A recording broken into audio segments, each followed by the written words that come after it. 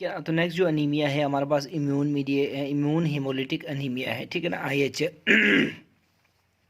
Immune haemolytic anaemia. इसमें क्या होता है, इसमें देखें आरबीसी की डिस्ट्रक्शन होती है। डिस्ट्रक्शन कैसे होती है, एंटीबॉडी मीडिएटेड डिस्ट्रक्शन। अब एंटीबॉडी कौन सी हो सकती है, IgG भी हो सकती है और IgM भी हो सकती है, ठीक है। ठीक है ना। अब डिपेंडिंग ऑन द एंटीबॉडीज, इसके दो टाइप्स हैं। अगर ये destruction of the RBC due to IgG है तो इसको हम कहते हैं IgG मीडिएटेड डिजीज, सिंपल नाम है।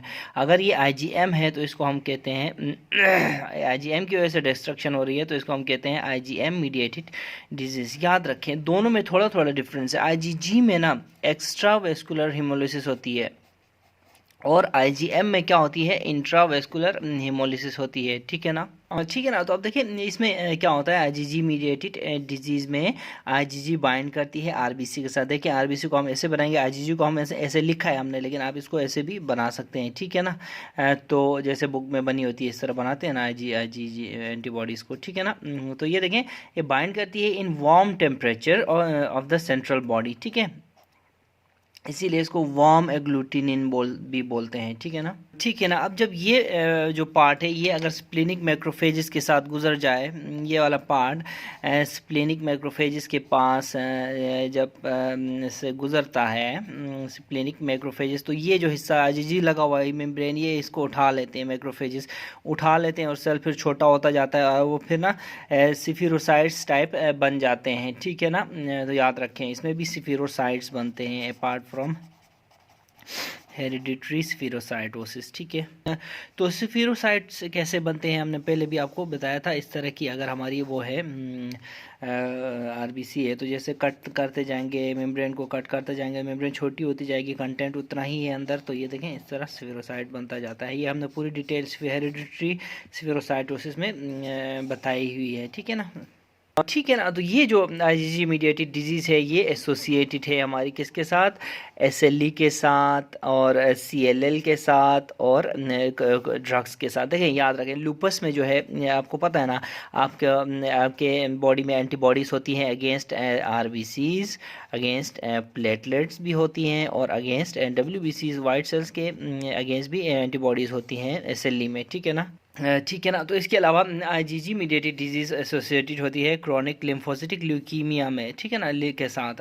क्रोनिक लिम्फोसिटिक ल्यूकीमिया जो है इसकी एक कॉम्प्लिकेशन ये भी है कि पेशेंट आखिर में डेवलप करता है auto immune haemolytic anaemia, usually IgG, ठीक है। इसी तरह फिर ड्रग्स के साथ भी इम्यून हेमोलिटिक अनीमिया एसोसिएटेड है, कौन सी वाली, IgG मीडिएटेड डिजीज़, ठीक है ना। ठीक है ना। अब अगर ड्रग्स के साथ ये एसोसिएटेड है, कौन एसोसिएटेड है, IgG मीडिएटेड डिजीज़, तो क्या होता है इसकी फिर डिफरेंट वेज है, मैं आपको बताता हूँ, ठीक है ना। देखिए एक तो ये होता है कि ड्रग जाके बाइंड करती है आरबीसी के साथ, D for drug, R for RBC. अब एंटीबॉडी जो होती है वो आके ड्रग और आरबीसी कम्प्लेक्स के साथ ऐसे बाइंड हो जाती है।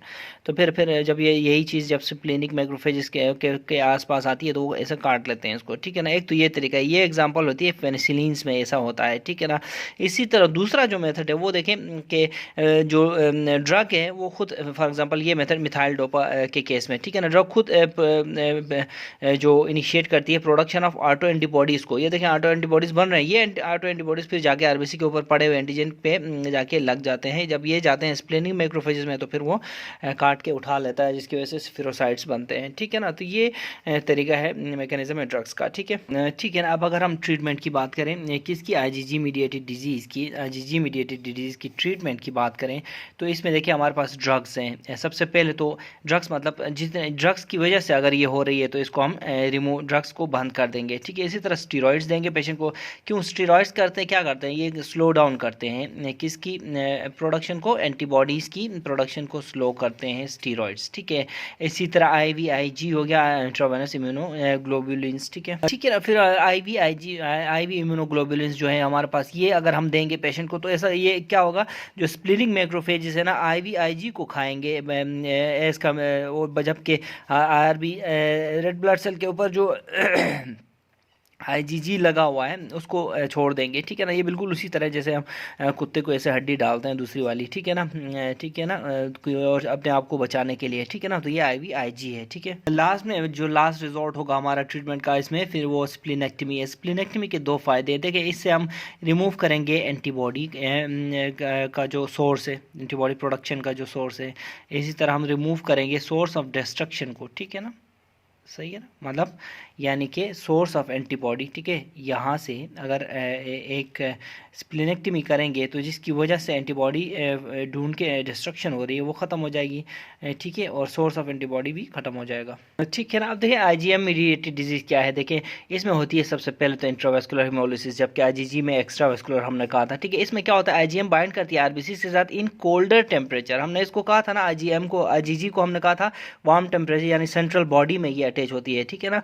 इसको हमने कहा था वार्म एग्लूटिनिन, जबकि ये जो IgM है ये cold temperature, for example extremities में, फिंगर्स एंड हैंड्स, टोज वगैरह में, ठीक है ना, ये यहाँ पे बाइंड करती है फिंगर्स, टोज वगैरह में, ठीक है ना, बाइंड करती है IgM RBC के साथ, ठीक है, यानी कि कोल्ड टेम्परेचर है ये, ठीक है, कोल्ड एग्लूटिनिन, ठीक है ना। तो अब जब एक बार ये बाइंड करती है ना तो ये फिर क्या करती है, ये फिक्स करती है किसको, ये फिक्स करती है कॉम्प्लीमेंट को, कॉम्प्लीमेंट को ये फिक्स करती है। और जब कॉम्प्लीमेंट को फिक्स करती है ना तो फिर फॉर्मेशन होती है किसकी, मेम्ब्रेन अटैक कॉम्प्लेक्स बन जाता है, ठीक है ना, ठीक है ना। तो जब मेम्ब्रेन अटैक कॉम्प्लेक्स बन जाता है तो इसकी वजह से क्या होता है, इंट्रावेस्कुलर हेमोलिसिस हो जाती है, ठीक है ना, ठीक है ना। अच्छा, पता है कि IgM मीडिएटेड जो डिजीज़ होती है ये होती है एसोसिएटेड होती है माइकोप्लाज्मा निमोनी के साथ, और ये एसोसिएटेड होती है इन्फेक्शियस मोनोन्यूक्लियोसिस के साथ, ठीक है ना, ठीक है ना। तो याद रखें ये कि जो माइकोप्लाज्मा न्यूमोनिया और इन्फेक्शियस मोनोन्यूक्लियोसिस के जो पेशेंट्स हैं अल्टीमेटली क्या करते हैं, वो IgM mediated intravascular haemolysis develop कर जाते हैं, ठीक है ना, ठीक है ना। अब डायग्नोस कैसे करेंगे, डायग्नोस करेंगे कूम्स टेस्ट से, ठीक है। कूम्स टेस्ट दो तरह का होता है, एक होता है डायरेक्ट कूम्स टेस्ट, एक इनडायरेक्ट कूम्स टेस्ट, पहले हमने पढ़ा हुआ है। तो डायरेक्ट में हम क्या कहते हैं, हम क्वेश्चन पूछते हैं कि डू आई हैव, याद रखें कोई भी क्वेश्चन टेस्ट आप जब आप करेंगे तो आप क्वेश्चन पूछते हैं अपने आप से, ठीक है ना। तो देखें इसमें क्या क्वेश्चन है, do I have RBCs already coated with IgG, already bound with IgG। ये देखें फॉर एग्जांपल ये RBC है तो इसमें IgG लगा हुआ है कि नहीं, ये हमारा क्वेश्चन है। अगर ये लगा हुआ है हम क्या करते हैं, हम देखें इसको चेक करने के लिए इंट्रोड्यूस करते हैं एक और एंटीबॉडी, वो किसके खिलाफ, IgG के खिलाफ एंटीबॉडी इंट्रोड्यूस कराते हैं। जब अगर ये प्रेजेंट है, ये प्रेजेंट है तो क्या होगा, इसके साथ कम्प्लेक्स नई जो इंट्रोड्यूस जो हम करवाएंगे उसके साथ मिलके एग्लूटिनेशन हो जाती है, ठीक है ना। यानी कि ऑलरेडी IgG अगर प्रेजेंट है तो इसके खिलाफ हम जो एंटीबॉडी इंट्रोड्यूस कराते हैं बॉडी में उसके साथ मिलके एग्लूटिनेशन होती है। फॉर एग्जांपल क्या बनेगा, ये देखें ये RBC बनेगी, ये ऑलरेडी बाउंड है तो ये फिर दूसरी हमारी, ये देखें ये हमारी इंट्रोड्यूस की हुई एंटीबॉडी है, ठीक है। फिर हमारे पास इनडायरेक्ट जो कूम्स टेस्ट आता है, ठीक है, ठीक है ना। इनडायरेक्ट क्वेश्चन में हम जो कूम्स टेस्ट में हम कोई और क्वेश्चन पूछते हैं, कौन सा क्वेश्चन पूछते हैं, यानी कि क्या पेशेंट के सीरम में, याद रखें सीरम में, क्या पेशेंट के सीरम में एंटीबॉडीज़ मौजूद हैं, ये हमारा क्वेश्चन होता है, ठीक है ना, ठीक है ना। इसमें हम क्या करते हैं, हम टेस्ट RBCs लेते हैं, लेके पेशेंट का जो सीरम होता है ना इसमें डाल लेते हैं और सवाल पूछते हैं कि इसमें एंटीबॉडीज़, सीरम में एंटीबॉडीज़ हैं कि नहीं, ये क्वेश्चन पूछते हैं, ठीक है ना। अगर यहाँ पे एंटीबॉडीज़ हैं तो ये एंटीबॉडीज़ आगे बाइंड करेंगे किसके साथ, यहाँ पे आप देखें इस उसके अंदर क्या बनेगा, RBC आएगी और इसमें एंटीबॉडीज़ बाइंड हो जाएगी। अब जब बाइंड हो जाएगी हम एंटीबॉडी ऐड करेंगे, अपनी वाली ऐड करेंगे तो फिर क्या होगा, ये जाकर फिर इसके साथ बाइंड हो जाएगी, ठीक है ना, और क्या होगी फिर एग्लूटिनेशन हो जाएगी, ठीक है ना। तो क्या किया हमने, सबसे पहले सवाल जो टेस्ट RBC उठाई पेशेंट के सीरम में डाल दिया, ठीक है, पेशेंट का सीरम, ठीक है ना, यहाँ पे डाल दिया। सीरम भी हमारा बाहर होगा लेबॉर्ट्री में, टेस्ट RBC भी बाहर ही होगी, वो डालेंगे तो सीरम में हमें पता चलेगा कि ये एंटीबॉडी है तो ये RBC के साथ अटैच होगी है। जब इसके बाद हम अपना एंटीबॉडी ऐड करेंगे, इसमें एंटीबॉडी ऐड करेंगे तो एग्लूटिनेशन हो जाएगी, ठीक है ना। याद रखें ये इनडायरेक्ट कूम्स टेस्ट है, इसके बारे में हमने पहले भी डिटेल से पढ़ा हुआ है।